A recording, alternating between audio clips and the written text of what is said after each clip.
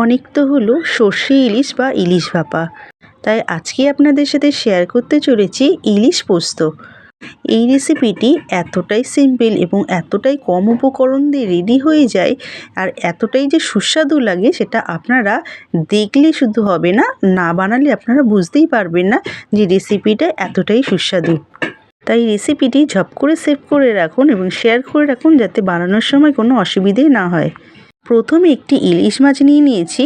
এরপর এই ইলিশ মাছটিকে ভালো করে কেটে বেছে ধুয়ে আমি রেডি করে নেব।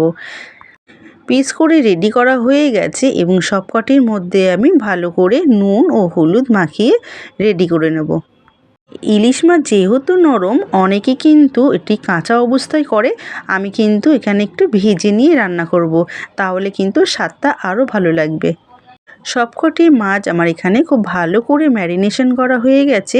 এরপর যে পাত্রে রান্না করব তাতে সর্ষের তেল গরম করে নেব, আর এই রান্নাটা কিন্তু পুরোটাই সর্ষের তেলেই হবে।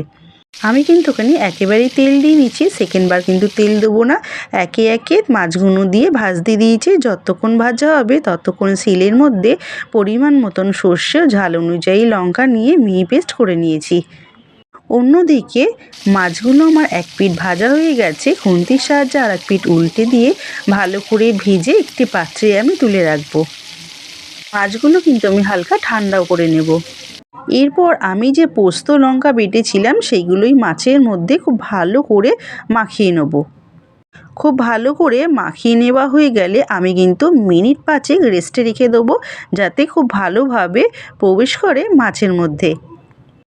এই রান্নাটি কিন্তু আমার একেবারেই শেষের দিকে, আপনারা দেখে বুঝতেই পারলেন একদমই কম সময়ের মধ্যে এবং সামান্য কয়েকটি উপকরণ দিয়ে রেডি হয়ে যায়। এরপর যেই তেলে আমি মাছটা ভেজেছি সেই তেল দিয়ে আরও কিছুক্ষণ ম্যারিনেশন করে রেখে দেবো।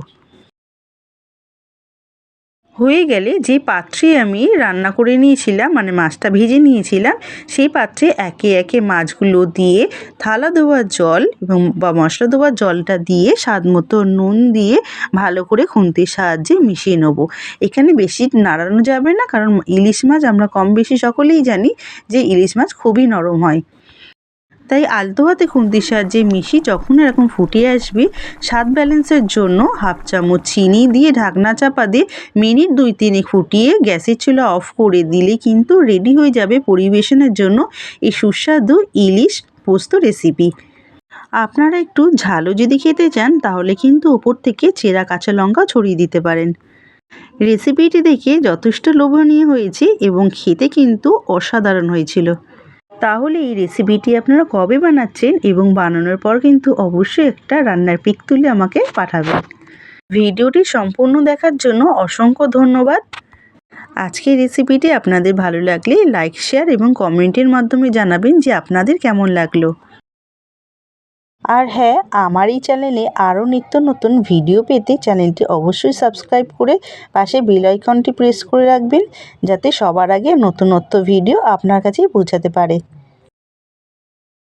তাহলে ফিরছি পরবর্তী নতুনত্ব কোনো ভিডিওর মাধ্যমে। ততক্ষণে ভালো খান, ভালো থাকুন, টাটা।